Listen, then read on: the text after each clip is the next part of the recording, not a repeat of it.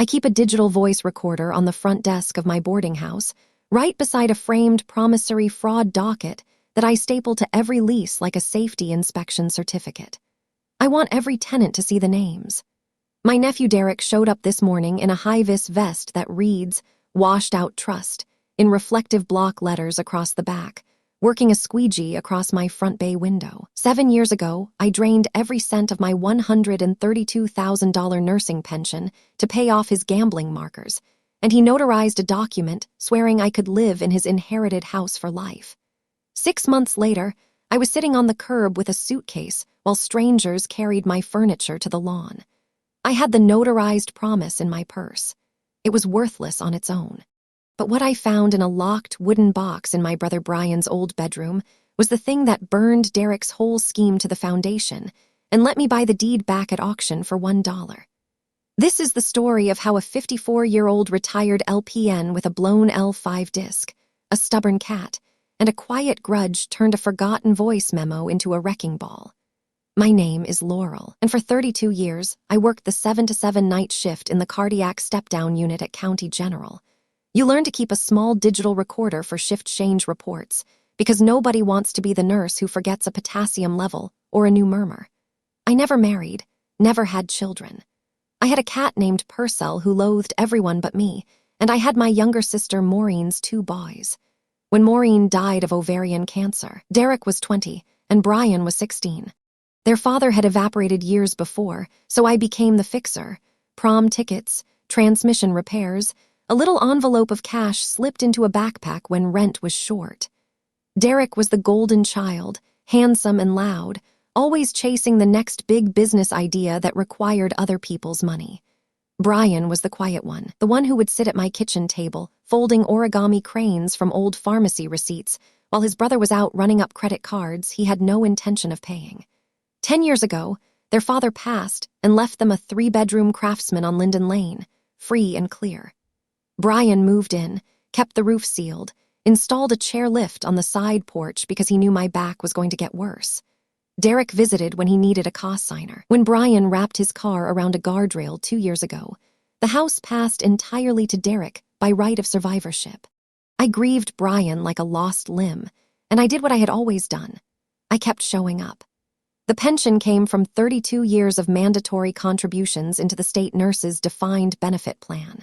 When I took early retirement at 53, after a patient coded during a transfer, and I blew out 2 discs catching him, the lump sum election form showed a total of $132,411. The union rep walked me through the tax withholding waiver, the direct deposit authorization, the 4-page medical clearance from the orthoptist that spelled out exactly which vertebrae were now permanently compressed. I had a quiet plan. Live simply in my modest apartment, maybe finally drive out to see the coastal redwoods, feed Purcell the expensive grain-free kibble. Derek found out I had taken the payout before the check cleared the Federal Reserve. He showed up at my door on a Thursday afternoon with a manila folder stuffed with debt collection letters and a fresh bruise yellowing on his jaw. His eyes were red, and his hands shook so badly he kept dropping the folder. He owed $128,000 to a private bookmaker who had already broken his wrist once, and the vig was compounding at 5% a week. He said if I could cover it, he would let me live in the Linden Lane house, rent-free, for the rest of my life. I would never have to climb 3 flights of apartment stairs again, and my spine would thank me. He had a document already drafted, a promissory note with a lifetime tenancy clause buried in paragraph 14, and he drove me to a notary public above a check-cashing store on Durant Avenue. The notary was a tired woman in a floral blouse who glanced at our ID, stamped the jurat, and logged the notarization in a spiral notebook. I wired every cent of my pension from my credit union account into the bookmaker's designated escrow that same afternoon. I packed my apartment, surrendered my lease, and moved into Brian's old room, the one with the bay window where Purcell could watch birds. For 5 months, it almost felt like a second act. I planted a fig tree in the backyard, learned to prune it from a YouTube video, and started a modest herb garden along the side fence. Purcell claimed the bay window sill as his throne. Derek came by occasionally, always in a hurry, always with a new girlfriend named Megan, a sharp-featured woman who smelled of department store perfume and never removed her sunglasses indoors. I started noticing small things. A repossession crew hauling away a leather sectional from a storage unit I did not know Derek owned, whispered arguments in the driveway about a missed balloon payment. A call from a bank I overheard Derek take in the kitchen where he used the phrase, bridge loan. Then one Tuesday in March, I came home from the grocery store with a bag of cat food and found a lockbox on the front door with a typed notice taped to the glass. The property had been sold, effective immediately, and I had 48 hours to remove my belongings. The notice cited a quitclaim deed recorded 3 days earlier. I called Derek, straight to voicemail. I called the title company listed on the notice, and a board processor confirmed that Derek Landry had conveyed the house to a limited liability company called Aspen Grove Holdings for $310,000. My notarized paper was not on title. It was a personal covenant, and the new owner had no legal obligation to honor it. I had no lease recorded with the county recorder. I had no money left for a retainer. 48 hours later, I was sitting on the curb with a suitcase, Purcell yowling in his carrier, and a knot of rage so cold it felt like a cardioplegia solution slow dripping into my aorta. Derek's new wife, Megan, pulled up in a white Lexus with pearl leather seats, and she actually leaned down and patted my shoulder. "We're so sorry, Aunt Laurel, but you knew this was never going to be a permanent arrangement. We'll help you find a little studio somewhere, something easier to manage." She said it like I was a stray dog they had decided not to adopt. Derek did not even show up. A moving crew carried out Brian's books, my nursing journals, the vintage rocker my mother left me, the oak side table I had refinished myself. They stacked it all on the lawn under a tarp. I was allowed back into the garage to sort through a few boxes the crew had piled there. The garage smelled of motor oil and old cardboard. In the corner, under a stained drop cloth, I saw it. Brian's wooden lockbox, the one he had kept on his dresser since he was 17. The one Derek had obviously tossed into the trash pile. The box was ash wood, about the size of a bread loaf, with a simple brass clasp that was not locked, just latched. I had seen it for years but had never pried. I asked Megan if I could take it, and she waved a hand without looking away from her phone. "Take whatever junk you want. We're getting a dumpster tomorrow." I tucked it under my arm, grabbed my suitcase, and carried Purcell to the rented sedan I had paid for with a credit card I did not know how I would pay off. I did not open the box until I was sitting in a motel room on the highway bypass, room 14 of the Resta while Motor Inn, with its buzzing fluorescent light and a heater that smelled like burnt dust. Purcell settled on the polyester bedspread and began grooming. I set the box on the scarred desk and lifted the lid. Inside, nestled in a bed of old watch parts, ticket stubs from movies we had seen together, and a dried origami crane, was a Sony ICDPX 370 digital voice recorder, the same model I had used for shift change reports years ago. Brian must have kept it after I upgraded. The battery was dead. I scavenged a micro USB cable from my bag, plugged it into the motel lamp's charging block, and waited 10 minutes until the screen flickered to life. I pressed play on the most recent file. The first file was dated 14 months before Brian's accident. His voice came through the tiny speaker, softer than I remembered, like he was trying not to be heard through a closed door. "Aunt Laurel, if you are hearing this, it means something happened to me and Derek already screwed you. I won't let him take the house from you. I recorded everything. Go to the bank, safe deposit box number 187 at First Central Bank and Trust. The key is in the lining of my old leather jacket, the one you gave me for Christmas. I'm sorry I couldn't stop him while I was alive, but I built a doorstop you can use from the other side. I love you. Don't let him win." I sat in the dark, the heater clicking, replaying it 6 times, tears cutting tracks through the dust on my cheeks. Then the next file started. It was a phone call, recorded from Brian's end with Derek's voice crackling through the earpiece. They were arguing about the house. Derek said, "She's a lonely old woman with nobody else, Brian. I told her she can live in the house forever, but once the title clears, I'm selling. The document isn't worth the paper it's on without her having an ownership interest on record. She'll never fight it. She doesn't even know what a quitclaim is." Brian asked, "What about her pension money? She gave you everything." Derek laughed, a short, nasty bark. "It's called a gamble, little brother, and we both know which of us is good at rolling the dice. I'll cut you in if you shut up."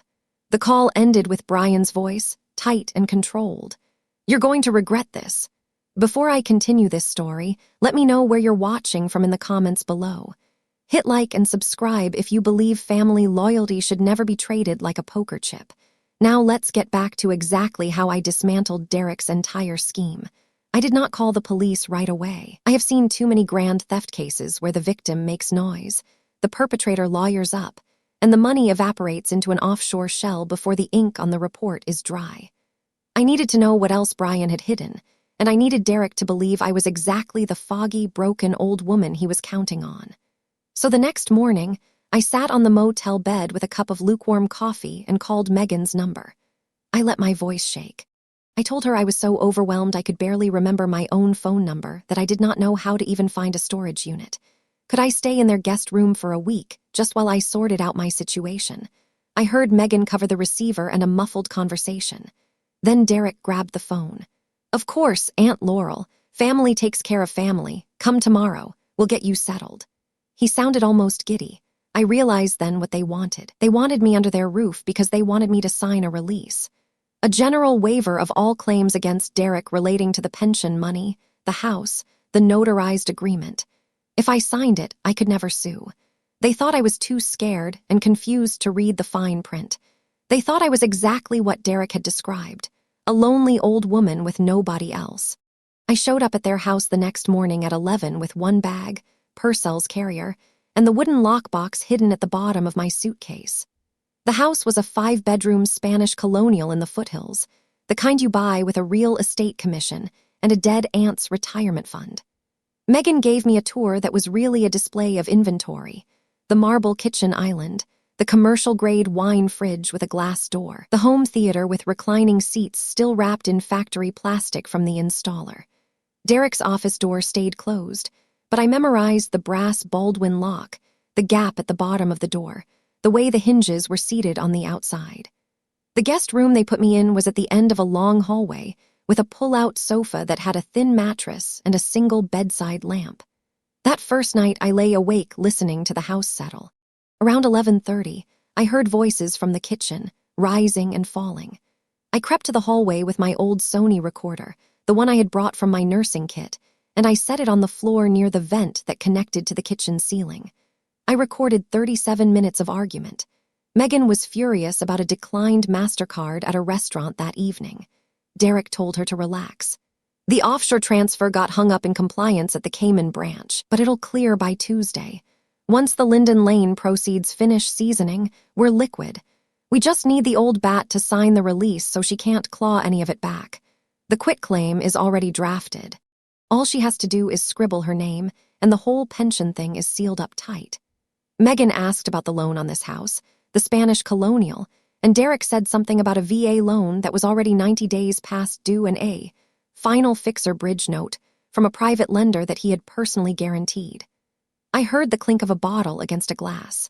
They were drowning in debt, and the sale of the Linden Lane house was supposed to be the life raft. My signature on the release was the insurance policy to keep me from sinking them with a fraud lawsuit. The next morning I played the week-old aunt. When Derek slid a thick document across the breakfast table and said it was just routine paperwork for the moving company insurance, I put on my reading glasses upside down and asked him to explain the long words. He pointed to a flagged signature line, and I squinted at it, lips moving, and said I would need to look it over when my head was clearer. He did not push. He actually patted my hand. What he did not know was that my entire nursing career had depended on the ability to read dense, terrifying documents under fluorescent light at 3 a.m. Insurance pre-authorizations, advance directives, medication reconciliation charts with contraindication warnings. I could spot a liability waiver from across a crowded emergency department. That evening, while Derek and Megan were at a business dinner, I sat on my pull-out couch and examined the document with a flashlight. It was titled General Release and Quitclaim of All Interests, and paragraph 3 waived any and all claims, known or unknown, arising from the notarized promissory agreement and the pension transfer. If I signed it, I could never sue for fraud, never challenge the sale, never argue that the money was obtained under false pretenses. They had even included a clause acknowledging that I had received independent legal advice, which I obviously had not. I photographed every page with a cheap burner phone I had bought at a drugstore on the way over. Over the next 3 days, I built a quiet surveillance routine. I learned that Megan left for pilates at 9:30 every morning, and Derek made calls from his office between 10 and noon with the door closed but not locked. I learned that the household recycling bin in the kitchen pantry was full of shredded documents they clearly thought were unreconstructible. I learned that the laundry room off the garage had a metal filing cabinet with a cheap wafer lock, and that a spare key hung on a hook above the utility sink labeled office backup.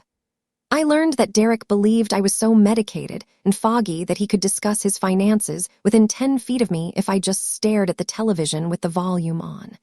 The household accident came on day 4. I had been waiting for an opportunity to prove my usefulness while also creating a reason to be in the back hallway near the filing cabinet. Around 2 in the afternoon, the cold water supply line under the kitchen sink burst at the compression nut. Water sprayed across the tile in a high-pressure fan, and Megan shrieked like the water was acid. Derek grabbed his phone to call a plumber, who quoted $900 just for the emergency dispatch, with a 2-hour wait. I set down my teacup, walked to the garage where Brian had taught me to keep a basic toolkit, and returned with a crescent wrench, a roll of Teflon tape, and a bucket. I shut off the angle stop under the sink, loosened the compression nut, checked the ferrule for cracks, rewrapped the threads with 3 turns of tape, and red-tightened the fitting until it snugged just past hand-tight plus a quarter turn. Water stopped. I mopped up the spray with an old towel. When I stood up, dusty but dry, holding the old busted brass nut in my palm, the look on Megan's face told me she had never seen anyone solve a physical problem without a credit card. I told her I had done my own maintenance for decades. Derek just stared and mumbled something about saving a service call. While I was putting the tools back in the laundry room, I saw the key on the hook, took it down, and tried it on the filing cabinet lock. It turned smoothly. Inside, the top drawer held labeled hanging files. I found a folder marked Linden Lane Disposition, and inside were the original, never-filed documents for the sale to Aspen Grove Holdings. A grant deed, a preliminary title report, and a 2-page notarized document that purported to bear Brian's signature on a power of attorney giving Derek full authority to sell the property. Brian's signature was a looping, careful cursive that I knew from every birthday card he had ever signed. This version had the same loops, but the pressure was wrong, the slant uniform in a way that did not match Brian's natural hand tremor after his carpal tunnel surgery. I photographed it. Behind that, I found a quitclaim deed with my name typed, the notary block already filled out except for my signature and the date. The date line was left blank, waiting for the day they could force me to sign. They had planned to have me sign away any claim, then complete the sale from the very beginning. That night, after Derek and Megan went to bed, I retrieved the kitchen recycling bag and locked myself in the guest bathroom with a roll of clear tape and a pair of tweezers. I spread the shredded strips across the tile floor and began matching edges. It took me 2 hours, a skill I had honed with jigsaw puzzles during long winter shifts in the nurse's lounge, but I eventually reconstructed 3 pages of a loan application from a private commercial lender called Pacific Crest Capital. The application listed Laurel R. Hennessy as a co-signer on a $500,000 revolving line of credit, with my social security number printed clearly, and a signature that looked like a child's attempt to copy my handwriting. The loops on my capital L's slanted left in the forgery. My real signature slants right. I photographed the reconstructed pages, then sealed the shreds back in a Ziploc bag and returned them to the bin. On the morning of day 5, I retrieved Brian's old leather jacket from my suitcase, the one I had grabbed from the garage trash pile. I felt along the lining until my fingers hit a small, rectangular lump sewn into the seam near the left shoulder. I cut the stitching with a pair of nail scissors and pulled out a small brass safe deposit key with the number 187 engraved on the head. I waited until Derek left to meet an escrow officer and Megan was at a nail appointment. Then I took a bus to the downtown branch of First Central Bank and Trust. The building was marble and brass, the kind that had survived every recession, and the safe deposit vault was in the basement. I presented the key and my driver's license to a teller, who escorted me into a private viewing room. Mrs. Hargrove, the senior compliance officer, arrived a moment later. She was a woman in her late 60s with silver hair pulled into a neat chignon and the patient, unblinking stillness of someone who has witnessed 1,000 family feuds over locked boxes. She set down a gray metal box about 8 inches wide and said, "We've been expecting you, MS, Hennessy." Brian outlined very specific instructions when he rented this box 2 years ago. He called it his dead man's switch. The moment your identification matched our records, an internal alert was sent to our fraud division. I have the authority to hold that alert for 72 hours if you need time to gather additional evidence, but after that, it triggers a mandatory referral to the state attorney's elder fraud unit and the federal mortgage task force. Brian was very clear that you would need a head start. I lifted the lid. Inside was a notarized affidavit from Brian, dated 3 months before his accident, detailing every step of Derek's scheme exactly as I had now witnessed it. It described the forged power of attorney, the predatory bridge loan Derek had taken against the Linden Lane house using that forgery, and the specific promise to defraud me of my pension and evict me. Attached were bank statements showing the bridge loan proceeds deposited into an account Derek controlled, and a forensic handwriting analysis from a certified document examiner that confirmed the signature was a forgery. There was a final letter, handwritten on lined paper. "Aunt Laurel, this box is my insurance policy. Mrs. Hargrove has standing instructions to release the contents only to you, and to notify federal authorities if anyone else attempts to access it. I loved you. The house should have been yours all along. Don't let him win. Use this the way I taught you, slow and quiet." I closed the lid and asked Mrs. Hargrove to give me the full 72 hours.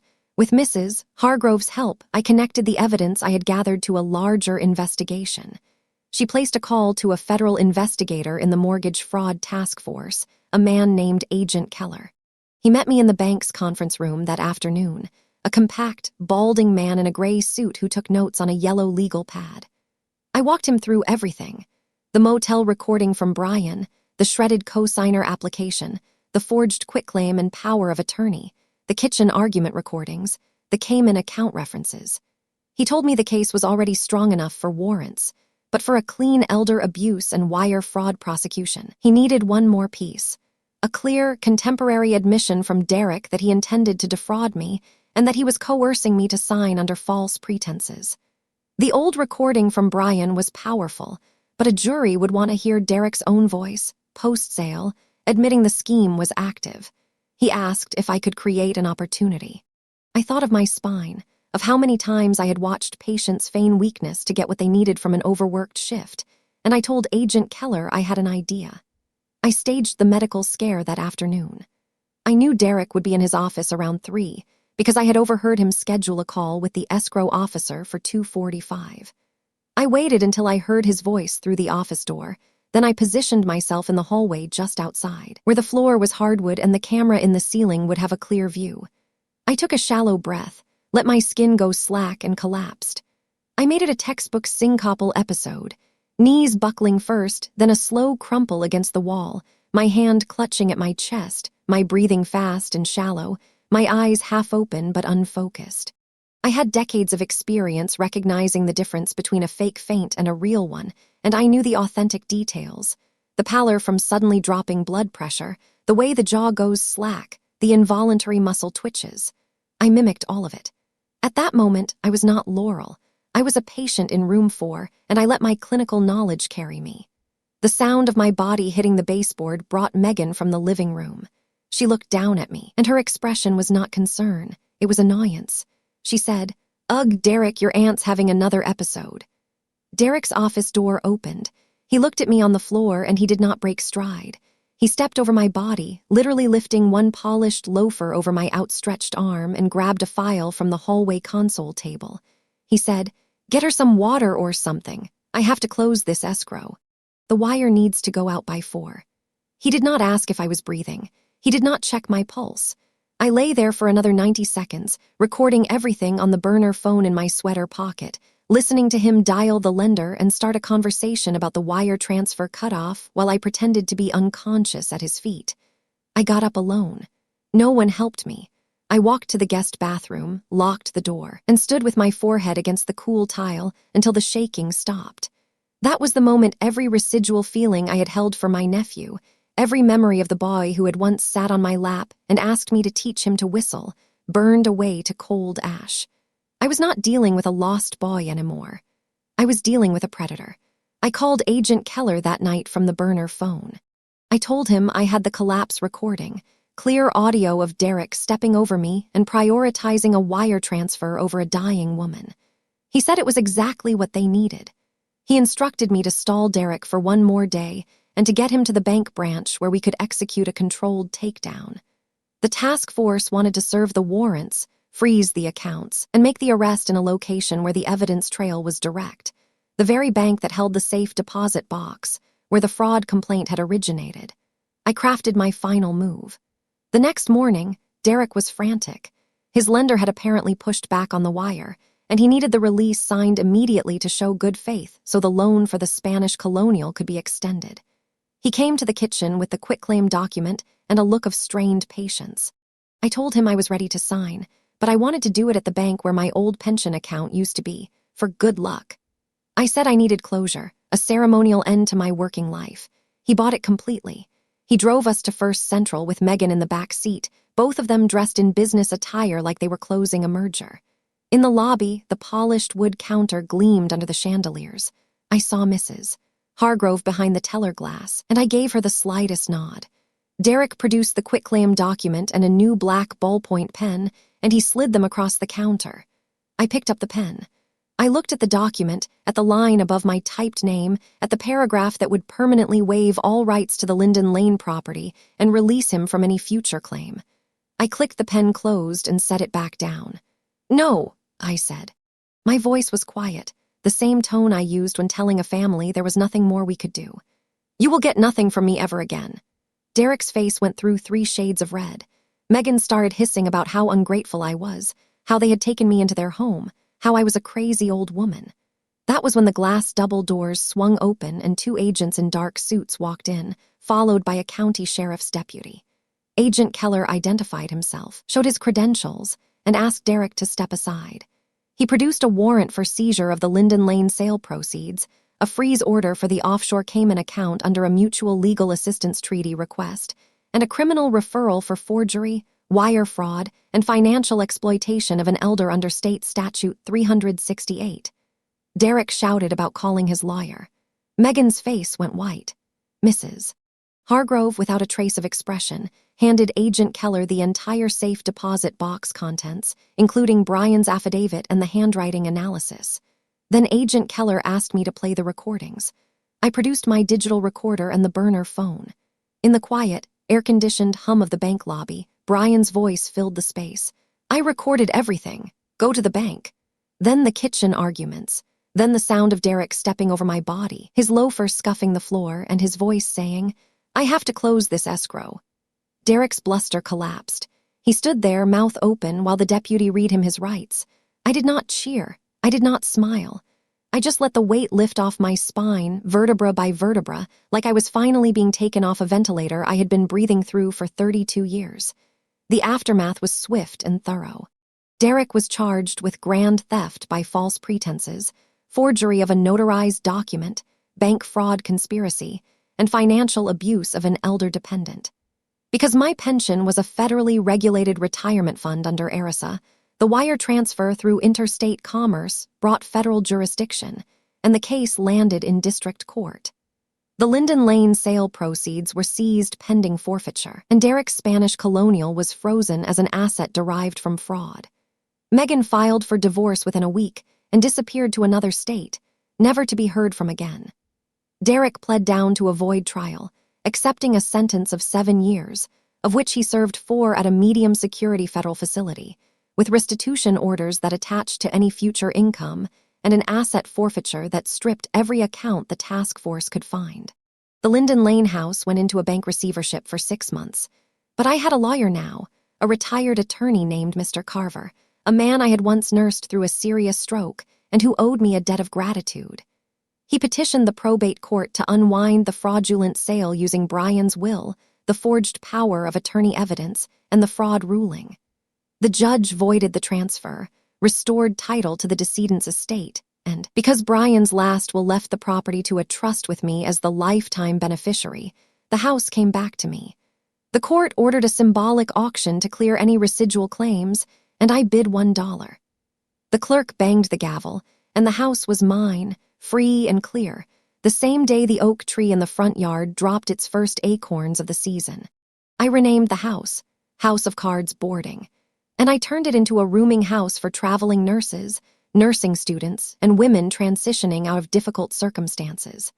Every single lease includes a notarized addendum that prints the full docket number from Derek's criminal case, the promissory fraud judgment, and a short paragraph explaining what Brian's dead man's switch meant. I want every tenant to know that a piece of paper only means what the person holding it is willing to back with quiet, stubborn love. The recorder sits on my desk in the front room, and I tell this story to any tenant who asks about the framed docket on the wall. As for Derek, his parole conditions require verifiable employment and community service. I did not ask for window washing specifically. That was the parole office's own sense of irony, but I did request the vest. I contacted the uniform supply company and paid a small rush fee to have washed out trust printed in reflective block letters across the back. They were happy to oblige. Now, every last Friday of the month, he arrives with a squeegee and a bucket, and he cleans every exterior window pane until the glass reflects the oak tree I planted the year Brian died. I watch from inside, sometimes with a cup of coffee, sometimes with Purcell on my lap. The reflection is exactly the way I feel, unsmeared, unbowed, and completely in focus. I keep Brian's original voice memo on the recorder, and I listen to it once a year, on the anniversary of the day I opened that wooden box in a cheap motel room. Then I pour a fresh cup of coffee, scratch Purcell behind the ears, and open the blinds. The morning light hits the oak tree, and I think about how Brian once folded a paper crane and told me that a well-made crease never fully disappears.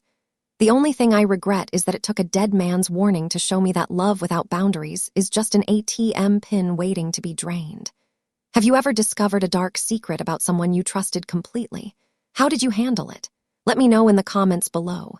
If this story resonated with you, hit like and subscribe, because the best comeback is a quiet one that leaves a paper trail. I'll see you in the next story.